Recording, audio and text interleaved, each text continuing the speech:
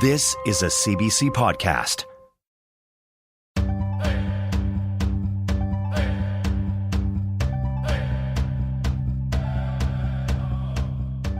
This is Unreserved on CBC Radio 1. I'm Phelan Johnson. Documentaries can be powerful tools for storytelling. But for Indigenous people, this wasn't always the case. For a long time, we were treated as subjects in documentaries, never telling our own stories. But now, things are shifting. With more and more Indigenous storytellers stepping behind the mic, telling their stories, how they want to. And that is an incredibly powerful thing. Today on the show, 2 documentaries about culture, connection, and finding your way back. Decades ago, members of the Michelle First Nation northwest of Edmonton took an unusual step and dissolved their band. They gave up their land and treaty rights to gain the same rights and freedoms as other Canadians. The Michelle First Nation is believed to be the only band in Canada to take this step. One some descendants of the band call a huge mistake. The CBC's Colleen Underwood brings us that story and her own personal connection to it.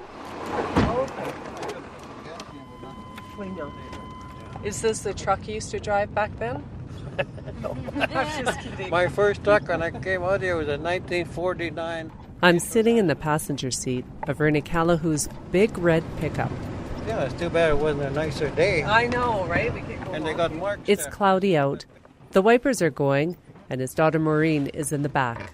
Look at our home. Look what's left of it. Ernie's giving me a tour of his old reserve. It's called the Michelle First Nation. It was originally 40 square miles in size, just northwest of Edmonton. And my uncle used to live here, my Uncle Alec. Oh, okay. Yeah. And he's gone now too. Dozens of families used to live and farm here.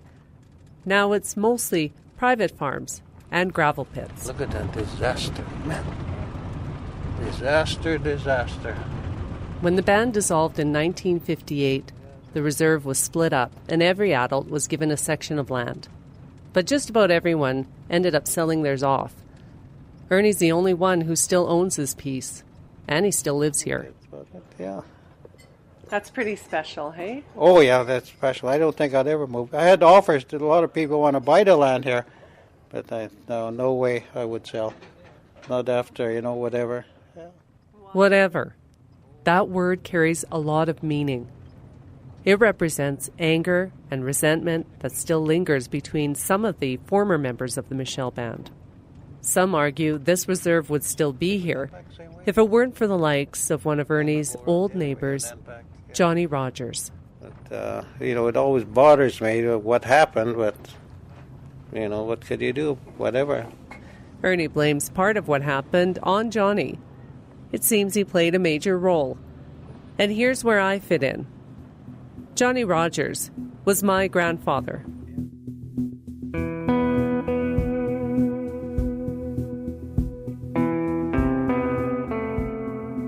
My grandfather died before I was born. I don't really know much about him. I've seen him in black and white photos, and he doesn't really look Indigenous. His mom was from the reserve, but his dad wasn't. I have my Indian status through my grandparents and my mom, but I've never really connected to the culture, partly because the reserve no longer existed by the time I was born, and partly because my mom never talked about it. I wonder how my life would be if the reserve existed today. And I want to know, what role did my grandfather play in its disappearance?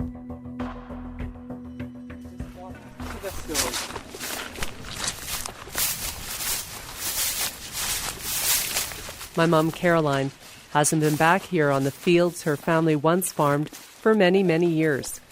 Was the house in there?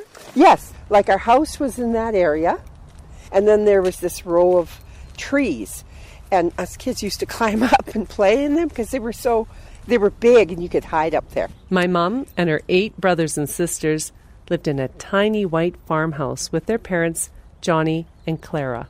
And there was always a great big trough on the outside of it, and that's where the cattle would come and drink. And they had pigs and chickens and cows. They grew wheat. They also trapped muskrats and rabbits and other wildlife. Life wasn't easy. Dad and my older brothers and sisters cleared this. Basically my oldest sister, I think. So that's why they were able to farm. Working the land was tough, but that wasn't the toughest part. It was being under the control of the federal government and the Indian agent. This is what my mom's younger sister, Nita, says. You know, you couldn't even go on a holiday without getting permission, to leave the reserve. I'm pretty sure he even had to get permission to sell his grain. He couldn't just take it to, a place and sell. He had to get permission. Everything you did when you were on the reserve, you had to get permission. And I know that was one of the things that my dad did not like. Her dad, my grandfather, also didn't like the way he was treated after serving in World War II. He signed up in 1943. He was one of a couple of men from the reserve who chose to fight.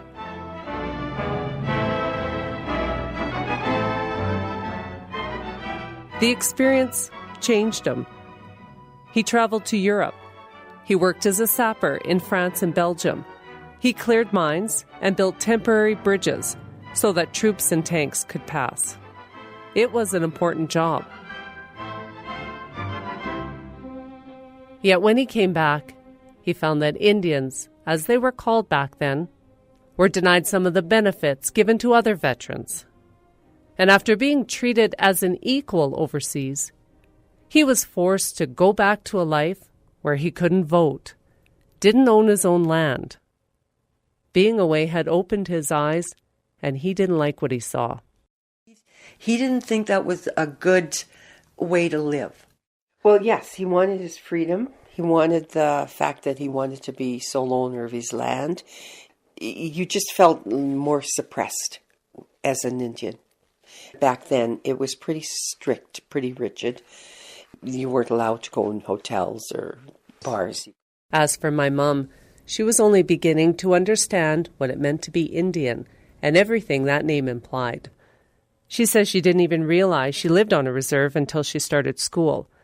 She remembers her classmates making fun of her one Easter. Yeah, I was in grade 2, and it was an Easter hunt. My eldest sister stayed up late, and we boiled the eggs, and she helped color them with me. And then when I left in the morning, she packaged them all up in this pail, and I brought them into the cloakroom, as we called it back then, because it was just a little country one-room school. They made fun of them, said that they were dirty, that they weren't going to use them. Kind of the first hurtful incident that came to play for me because I was Native. Johnny was starting to seek a way out. He wanted to be rid of the stigma of being Native. He started looking into the idea of enfranchisement. That was a process whereby Indigenous people could give up their treaty rights to gain the rights of other Canadians. They would be given title to their land, the right to vote, and to travel freely. That's the official name for the process, which unofficially we would call assimilation. James Dempsey is a member of the Blood Indian tribe of southern Alberta. He teaches Native Studies at the University of Alberta. He says when the federal government opened this door for Indigenous people in 1876, the government thought they would jump at the chance. It was a total bust. Indians couldn't care less about becoming a Canadian citizen. Dempsey says only a small fraction of the population enfranchised by the beginning of the 20th century. As for Johnny's interest in it, Dempsey says it may have been part of his DNA. And what I mean by that is that the Michel band, the male line, the majority, if not all of them, were Iroquois. Very independent and going to many different lengths to be out from under the Indian Act. In fact, some Michel band members had already broken free from the reserve in the early part of the 1900s. Johnny would apply for enfranchisement too, but by then the government had changed the rules. They told him the whole band would have to enfranchise for him to get his freedom. Undeterred, my grandfather would try his best to convince the rest of the band. And do you think somebody should have done that better? I think it could have been explained better to the people around. Explain what's going to happen in the future, what's happening. But I don't think they had that.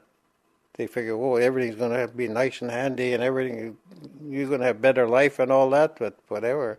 Over at his house on the former reserve, I asked Ernie what the mood was like during that time period. I was younger then, but I know there's stories that, to me, I still giggle over them, or what went on. Yeah. But I know there was a lot of argument, a lot of quarreling going on about that. He says one moment stands out for him. His dad chasing my grandfather around the kitchen table. He says they didn't see eye to eye on most things. I remember Dad having a fight with him. Oh, that's who it was. Oh, really? Oh, yeah, they were crazy. Really? I remember that. Yeah. But the problem is, then I had to play with the boys with his family, and what the hell am I going to do now? My parents are fighting. It seems Ernie Callahoo's dad was one of the few who were strongly opposed to enfranchising. Because despite gaining new freedoms, the band had a lot to lose. They would no longer have free education, health care, agricultural support, and nor would they have the right to hunt and fish on their land. Ernie's dad was worried about having to pay taxes once he lost his Indian status. And he also worried about what this change might mean for his children. So my grandfather and Ernie's dad found themselves on opposite sides of this debate. From what I've read through some of the transcripts, not everybody was in agreement. Some of the membership did not want to enfranchise, and some did. So Ernie's dad wasn't the only one against enfranchisement. I connect with another Michelle Band descendant, Gil Gores. I'm just trying to find the date on when this meeting took place, but it was the meeting. Gil's been fighting for years, trying to get the band's status back. And for people who still believe there should be a band, Gil is known as the chief. We're trying to get the government to understand that the reasons why they voluntarily gave it up. Mm-hmm. It wasn't because they didn't want to be Indians anymore. It was because of the oppression that they were under. The government wasn't living up to their promises of the treaty. Yes. Gil and I are going through some documents at his kitchen table. We're at his acreage, not that far from Ernie's place. We're trying to clarify exactly what happened. He says there was a formal process in place. The federal government had appointed a committee that included a judge, government staff, and Johnny Rogers. So I don't know how John got to be, rather than the chief, but maybe that was a decision between them. Right, he's probably more. In the end, the committee did recommend enfranchisement, which raises a lot of questions today. Was it truly a democratic process? Were people properly informed? Or simply persuaded, even bullied into it? Well, there were rumors that some of the members were paid, and now I don't know by who, paid to vote to enfranchise. Now, that's the rumor that I heard a while back. Gil isn't the first person to bring up rumors of coercion and bribery. They're even mentioned in a public exhibit about the Michelle Band in St. Albert. They imply that Johnny and his henchmen strong-arm people into giving up their reserve. I asked Gil about it. In my mind, I'm picturing he's like got these two guns or goons with him, and he's like going around trying to persuade everyone with, you know what I mean? Like, that's sort of what I'm picturing. Well, that's the rumors that I heard as well too. That they were displayed at the museum, at the exhibit, yeah. But. I don't know if there's anything concrete out there, any documentation to concretely say that actually happened, or if that's just you know, folklore or somebody not liking somebody else and spreading a rumor. Right. You know. My mom doesn't believe the rumors. Because I know Dad wanted it, but he would never have gone to that. She says her dad was well-liked and respected in the community, and he only wanted what was best for everyone. You know how you can get so set on a way that you want, that you can't see why other people can't see the benefit in it? Probably that's how it was. Right. So it came across as like bullying or... Mm-hmm. And I don't think he bullied, because I didn't see it, okay? Yeah. I know he was a champion for it. He did talk about it. He did visit people, and he would go back and visit them. Maybe that's what they mean. Like, you know, and tell them more, or like, okay, these are more benefits, or... He was relentless. Yes, I would think so. What we do know for a fact is that despite no official vote, and band members bullied or not, Ottawa approved enfranchisement. And on March 18, 1958, 42 families became landowners, each receiving their promised parcel of land located on the old reserve. They also received a few $1,000s to help start their new lives. And they gained the rights, the freedoms, and the obligations of all other Canadians.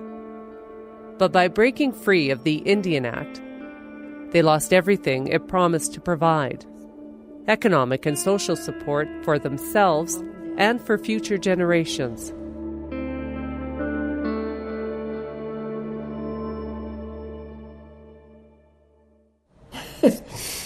Where were they? That was on holidays, and yes, we all stood in the same bush. Yeah, and that was George. My mum, my auntie, and I are leaning over my mum's kitchen table. We're looking at some old black and white photos, including some from a trip their family took after the deal was struck. My grandfather is standing there with his hands on his waist, wearing a plaid button-up shirt, suspenders, and a big smile. It was kind of a celebration. You know, we went on a vacation. With the money, yeah. You know, I can still remember telling my mom, "Oh, great, I'm not Native anymore." And she laughed and said, "I'm afraid you are, my dear." But do you know what I mean? It's just the thought that I had, because that's where I was. I was 14 or 15, and I wanted to be like everyone else. But you don't feel that way anymore? No.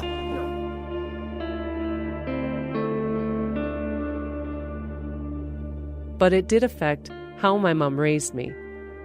She never talked about being Native. I was raised like any white kid in Sherwood Park, which is a suburb outside of Edmonton. I didn't get my Indian status until I was about 20. That's when the federal government changed the laws. It reinstated status to those who lost it through enfranchisement, but not to an entire band. And I can't pass it on to my children. Still, when I regained that status, I didn't feel like I deserved it. It was confusing. I felt like a fraud. My grandfather eventually sold the family farm in 1962, the land he had fought so hard to own. He got sick and couldn't farm it anymore, so my family moved away. But unlike Johnny, Ernie stuck around. The land or whatever, like myself, I got the land, like I have section of land, and I got about, I would say, maybe about $1,800. And I remember some people think at that time that was a lot of money, and they were, yay, you know. But to me, in my mind, I thought, I didn't want to say what I thought, but whatever, I thought, that's crazy, But I could remember that, yeah. Ernie still sees what everyone lost: a strong sense of community, valuable land which people had been too quick to sell, and the connection to it. My land, yeah, I call it sacred land. That's what I call it, yeah. I'm the keeper. I don't say I really own it, but it's, I'm here. Like we go out that way on our hay ride, We have this house is full here on Thanksgiving. Yeah, you all come out to the farm. Among those who come is Maureen, his daughter. So it's very complicated. She says people didn't just give up their status, they gave up part of their identity. And I hear it over and over again. I don't know where I belong. I wish that, when you hear other people say, oh, I'm from Enoch, I'm from Alexander, I'm from, and a lot of people don't even know who Michelle First Nation is.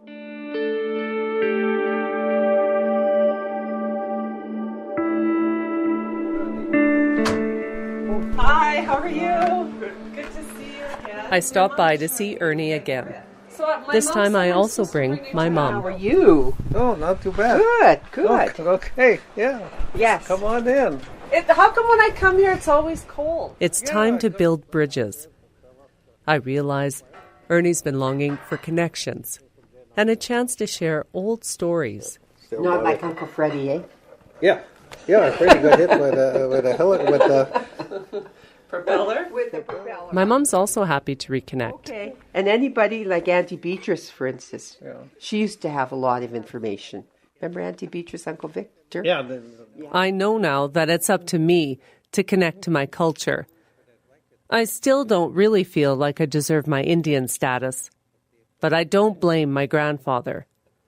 I understand why he did what he did, that he wanted us to make our own future. I am sad, though, that I didn't get to grow up around people who share my heritage. I don't think you need to be on a reserve to keep your culture, but you do have to work harder at it. Yeah. Cool. Did you guys ever, peel the sap off of them? No. I know the boys did. Can you do that here? Yeah, I did. And luckily, Ernie is still here to teach. It's not ready yet, but I can show you. I got a piece. Like these bigger ones. This the white poplar. And they're bigger. Yeah. You peel them. Yeah. And you peel right off. They come off easy, and you get the sap. Okay. Yeah. I think my brother. That documentary was produced by Colleen Underwood with Alison Cook and originally aired on the Doc Project. If you want to see photos and find out more about this story, head to our website, cbc.ca/unreserved.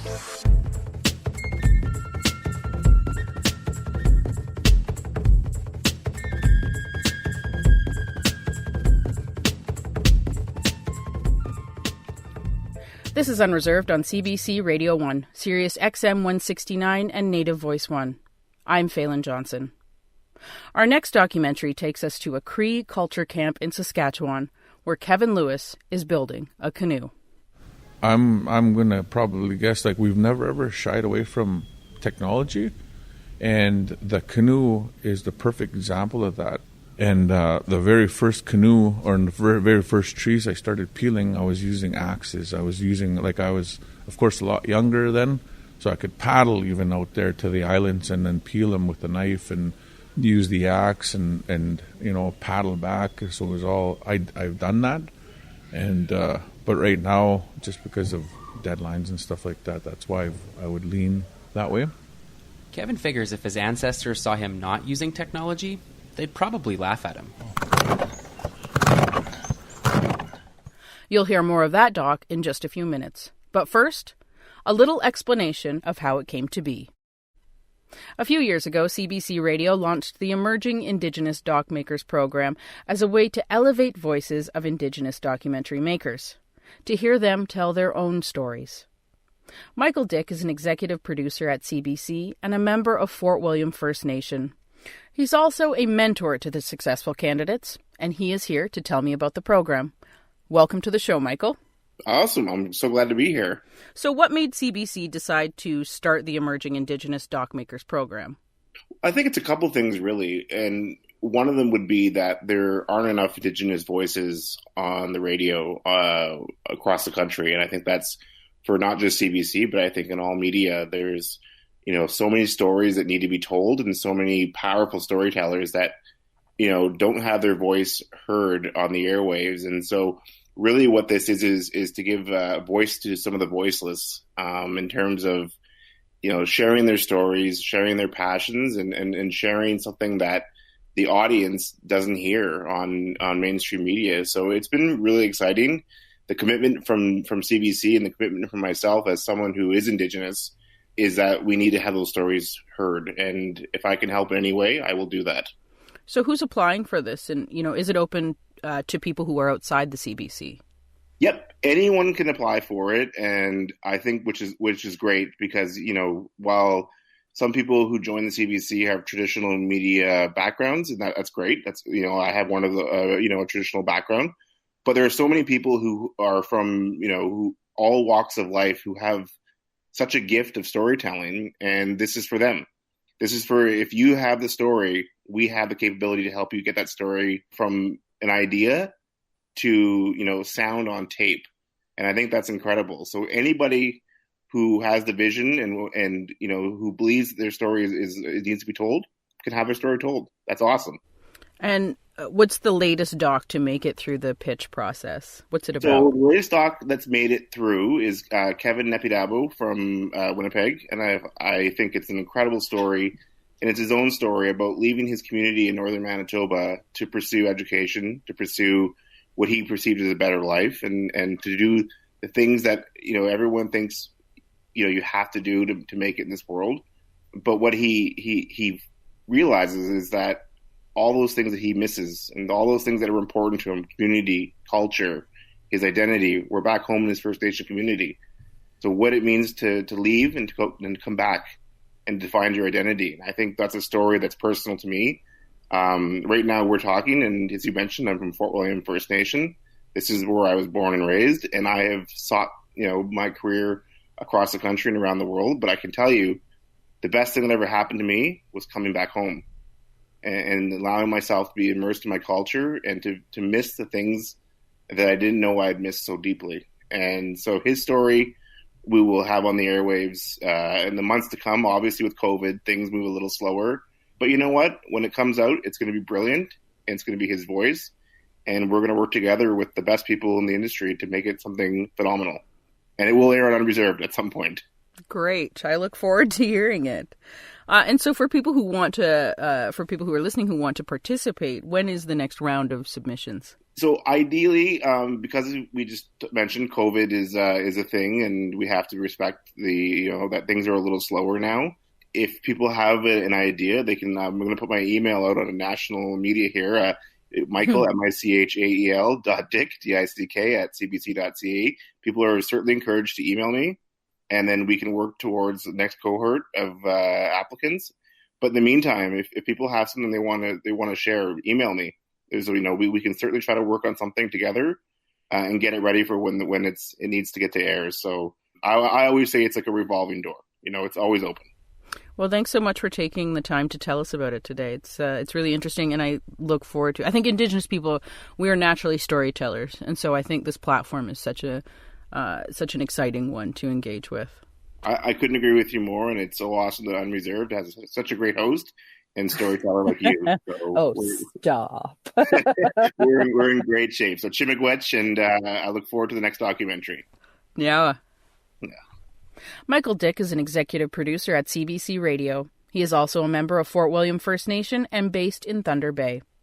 If you want to find out more about the Emerging Indigenous Docmaker program, head to our website, cbc.ca/unreserved.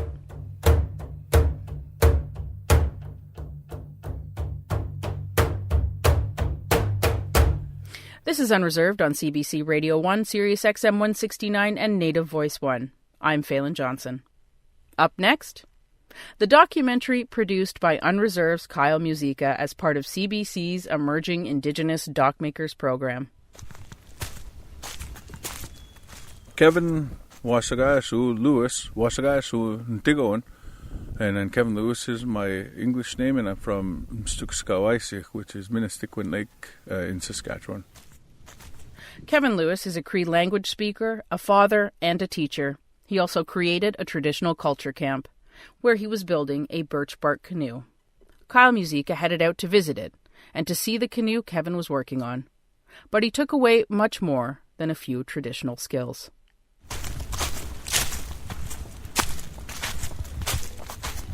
Kevin Lewis leads me through the forest. The sun shines through the trees. He gathers spruce root, birch bark, and spruce gum, all the materials he needs to build a birch bark canoe. He points out some sweetgrass, a sweet-smelling sacred medicine used in ceremony. He knows this area like the back of his hand. I grew up here, raised here, and really enjoyed the life right by the water. Really lucky and blessed to be really close and to be around fresh water and fish like that. And then, of course, the pelicans that we saw today, and a lot of ducks and geese and stuff like that. Grayson, you stole my trick. Oh. Grayson, you stole my trick. Here is Kenyasik, one of the bays in Minnestickwin Lake where Kevin's ancestors used to camp and fish. It's where he used to swim with his cousins from dawn until dusk. And it's where he teaches an immersive Cree language culture camp. They build baskets, build canoes, and they build Neheawewin language speakers. Hugta? Yeah. Hugta chinanto. So a little overlap. Yeah. Panlay some. Yeah. It took me 4 hours to drive from Edmonton to Kenyasik. I grew up about 470 kilometers away in Treaty 8 territory, known as Slave Lake, Alberta. There are many First Nation and Métis communities nearby, but my connections are only in our common last names. Much Métis and Cree tradition was wiped from our family in previous generations. The closest I got to picking medicines was the raspberry bush outside my Cookum's house. Hunting, if chickens count, and I've certainly never built a canoe.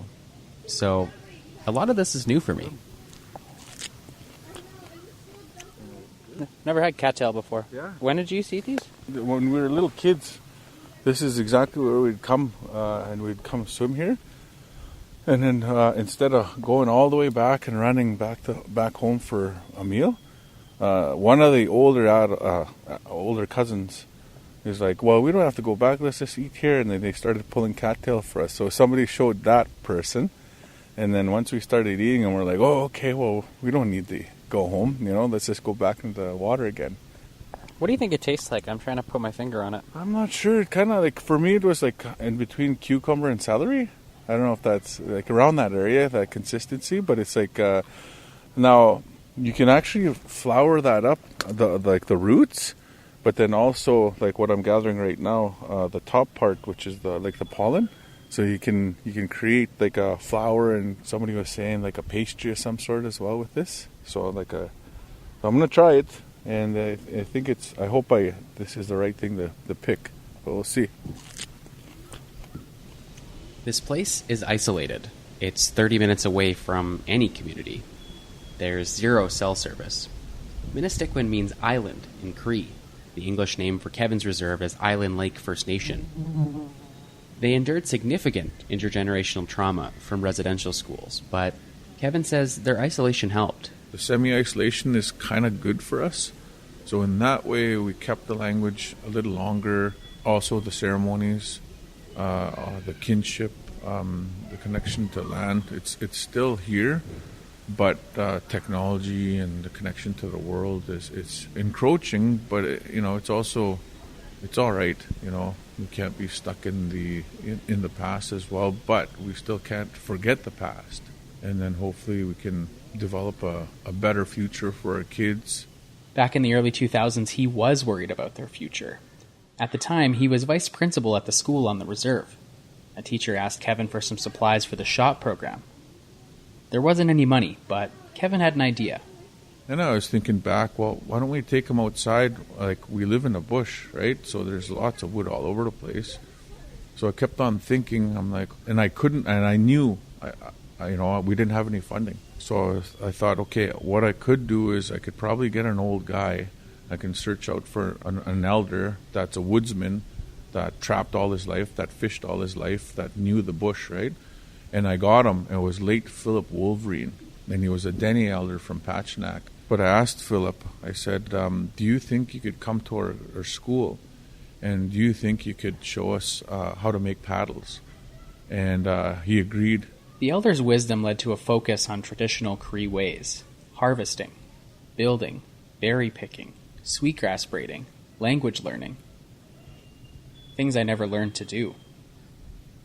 Kevin now shares what Elder Philip taught him, and he keeps one of his first paddles as a reminder. He was so generous with all of his knowledge that he had carried throughout his life. He was just a natural teacher. He took out a whole bunch of kids, and he's like, okay, this is a spruce tree. We're going to knock it down, and this is the axe, and then you guys are going to make your... So that up there that's hanging on the wall, that's from that time. So that paddle right there represents that time where we didn't have that much money, but we were rich in knowledge, and then we were rich in, I guess, natural resources like the wood.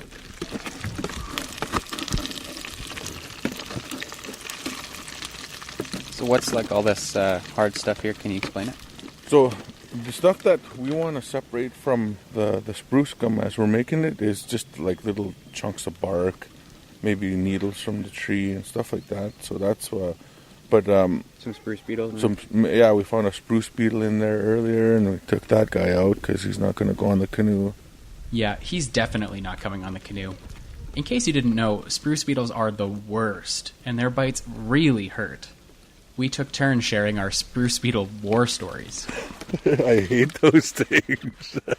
I don't like those things either. Yeah. But the reality is, like, where we dig, there's lots of those spruce beetles too, and they land on you, and they're so creepy. But they're part of that. That's their terrain, because there's lots of spruce around here. First came the paddle. Then it was onto a canoe. Kevin didn't know how to build a birch bark canoe. He read guidebooks. He learned from canoe builders. Then, in 2005, for the first time in more than 70 years, he built the first birch bark canoe in this community. And the building goes on. Kevin has no problem finding help. Suki! Come over here, quick! Brooklyn Neviu watches as the kids run around on her scavenger hunt. It's right there! She smiles and looks relieved, seeing the excitement of the kids. Brooklyn is a recent education graduate. Before she started teaching, Brooklyn wanted to learn more about land-based education. One of her mentors told her about Kevin's camp. He was like, be the Indian you never had. And it really stuck with me. It's like, thinking about it, growing up in Saskatoon, you've never seen like Indigenous teachers ever. And that just gave me hope that I don't want kids to grow up how I did, with having that loss of identity and loss of culture and language. I know there's going to be teachers that are going to help the kids on the reserve and stuff, but I want to be that teacher that, in the setting that I was in, the urban setting. And even like schools that don't have a big Indigenous population, I want to be there for those kids to create allies for the future and grow them up in a good way. Brooklyn is at Kenyasik for her future students. She's also there for herself. She found the community she craved in Kevin and the others. He's just like that mentor that you never had, and he'll always be like family to us, I feel. I got so close with the people here. This different experience just made us all so much closer.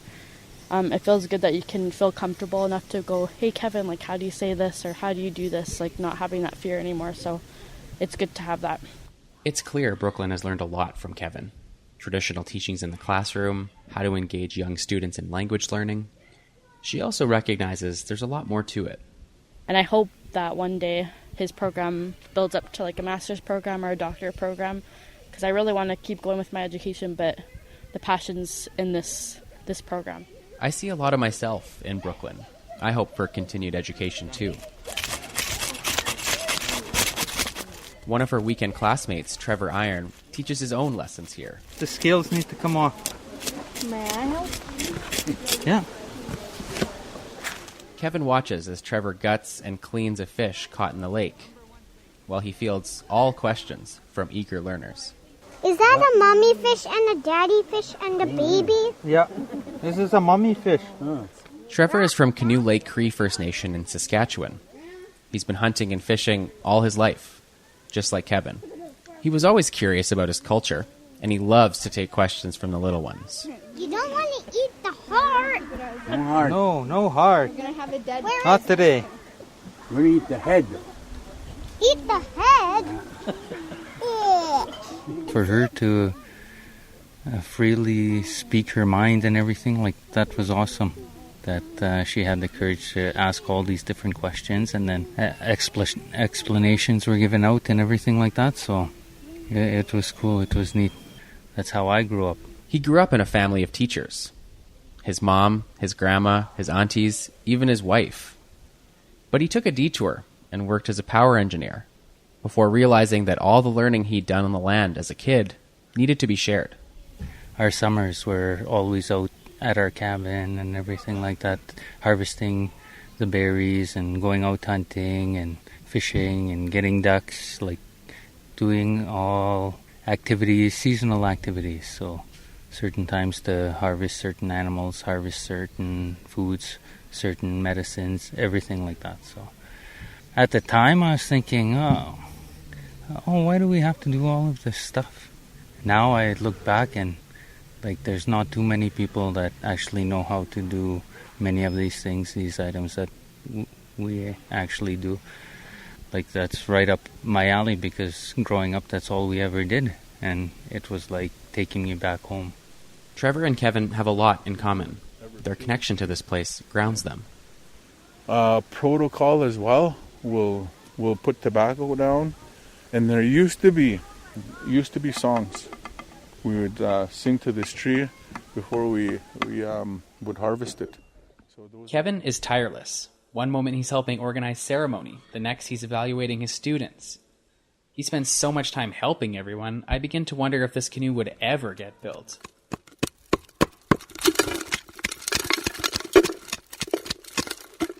Kevin manages to find some time between everything to collect some spruce gum. Perhaps the most important tree to a canoe is the birch for the bark, but not far behind it is the spruce. He finds the spruce gum on the trail, and then he chips it off the tree and into a coffee can. Kind of does look like a spruce scab, and you can harvest. Like where I saw a lot of it was where maybe it had a little crack or somebody ripped off a branch or something like that, and then you actually do see. So it must be like a repair, a repair for itself kind of deal. On his hands and knees, Kevin scoops out about 6 handfuls of dirt at the base of the tree. He pulls up a root, it's about the thickness of a pencil, and cuts it right before the base. The spruce root ties the birch bark together, and the spruce gum, when melted, pitches all the holes.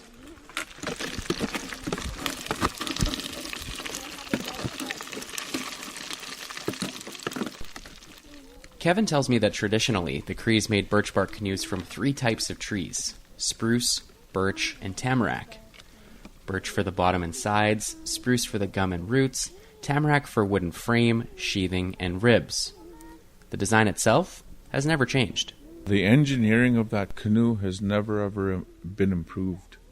It's been added to, it's been adjusted, it's been, adapted to the different environments and the different reasons why you would have a vessel like that. But the only thing that's been changed is kind of like the material. You have lighter material, you have all these different graphite, that they're using, all these different plastics that they're putting together. But it's been done already, like the different styles of canoes for the different terrains. It's been done in Turtle Island already. The engineering, the design, the architect, there's no improvement that hasn't been done yet. I help Kevin haul sawhorses under some trees. This is where the build will start. So the birch bark will mostly be protected from the sun. He uses the canoe as a teaching tool. It weaves together many subjects you might recognize in any high school in Canada. Sort of like a cultural spruce root. We needed to figure out, okay, what the heck are our sciences, right? Where's our math? Where's our chemistry? Where's our biology?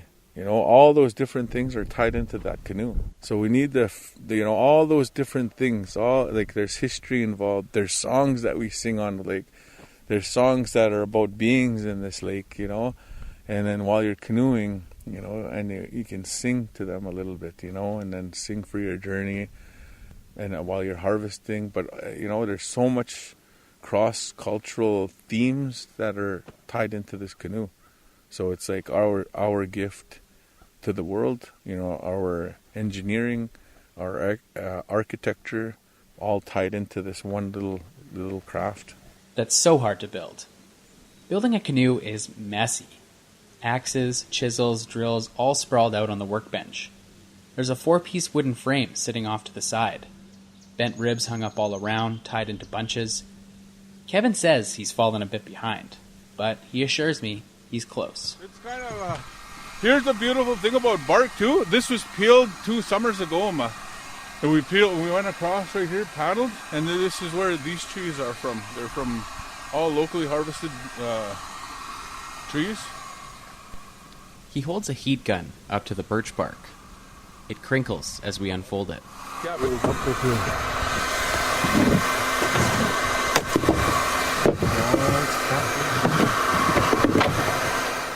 The materials are traditional. Many of the tools aren't. Kevin uses drills, screws, even a hot plate. Not tools his ancestors would have used to build a canoe, but he's okay with that. I'm gonna probably guess like we've never ever shied away from technology, and the canoe is the perfect example of that. And the very first canoe, or the very first trees I started peeling, I was using axes. I was, of course, a lot younger then, so I could paddle even out there to the islands and then peel them with a knife and use the axe and paddle back. So it was all I've done that, and but right now, just because of deadlines and stuff like that, that's why I would lean that way. Kevin figures if his ancestors saw him not using technology, they'd probably laugh at him. He's struggling to cut a 10-foot-long giant piece of birch bark. This blade keeps on shooting like away. See that?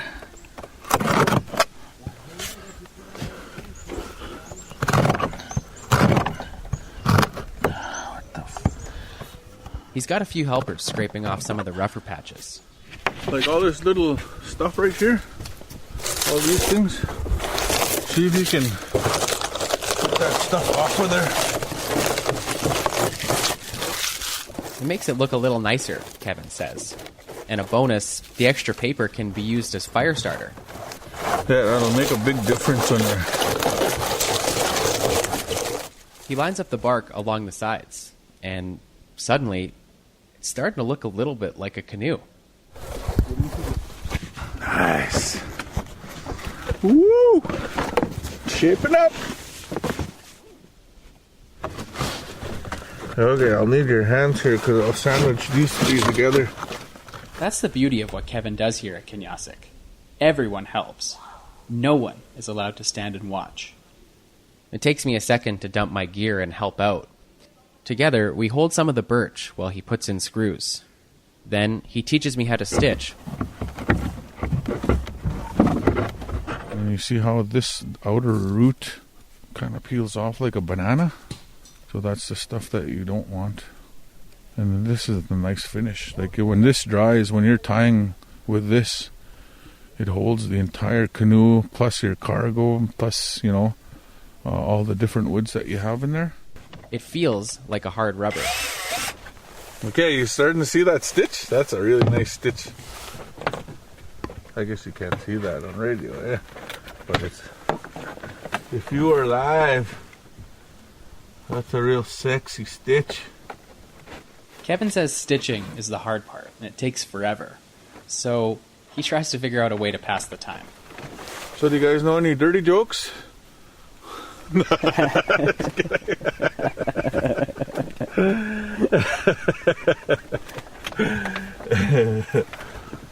He might be a bit cheeky, but Kevin's also pretty intuitive. He and his friend Delmar built a contraption that steams the ribs for the canoe.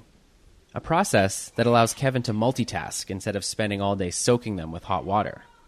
He bends a few ribs, some cracking, but not snapping. And then what we'll do is we'll just use our leg here, my thigh, and just work them in. While some of the other ribs steam, Kevin patches some of the tiny gaps left by the stitching with the spruce gum. He's still a while away from being done, so we head out onto the lake.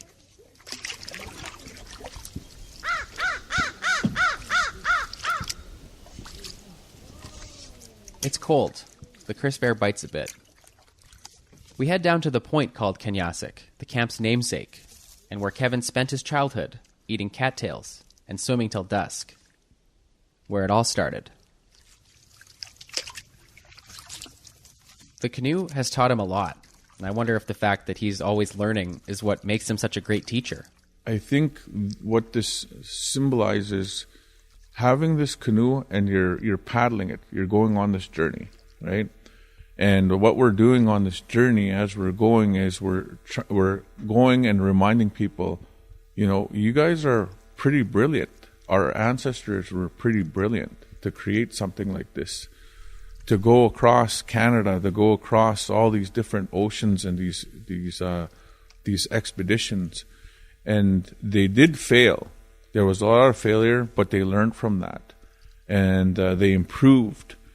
And with these treaties with each other, they started developing different languages.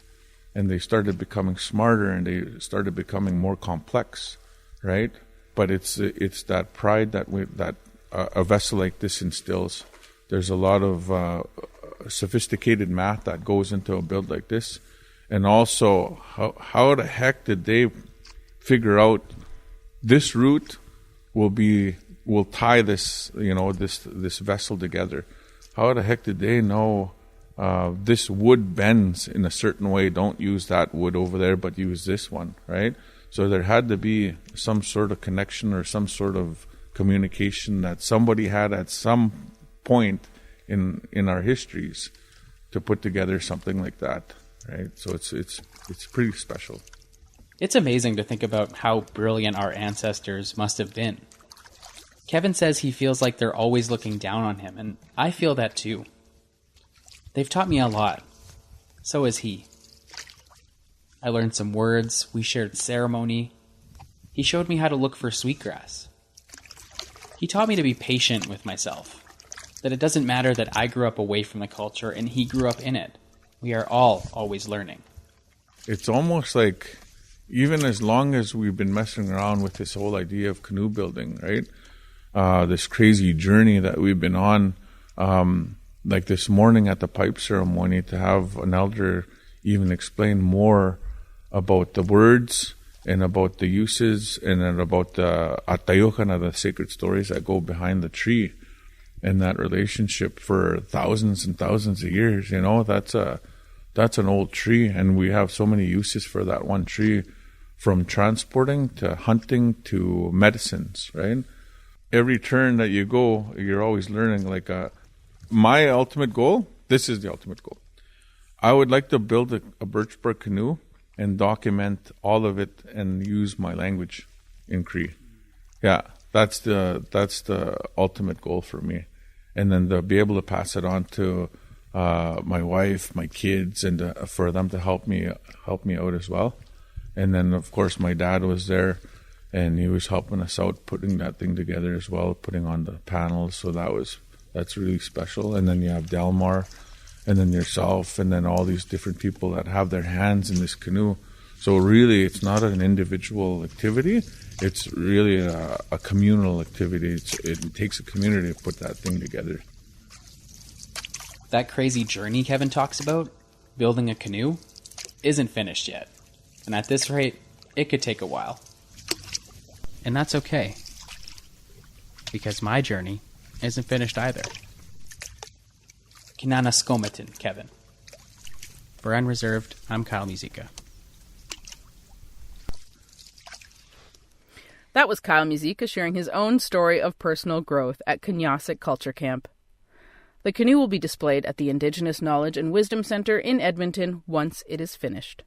That documentary was produced by Catherine Gretzinger and Duncan McHugh as a part of the emerging Indigenous Doc Maker program here at CBC.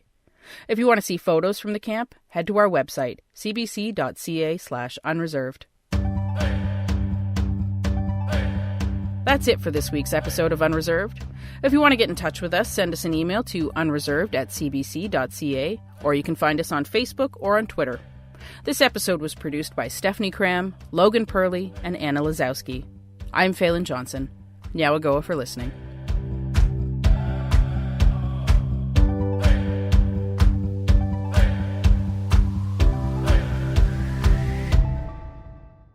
For more CBC podcasts, go to cbc.ca/podcasts.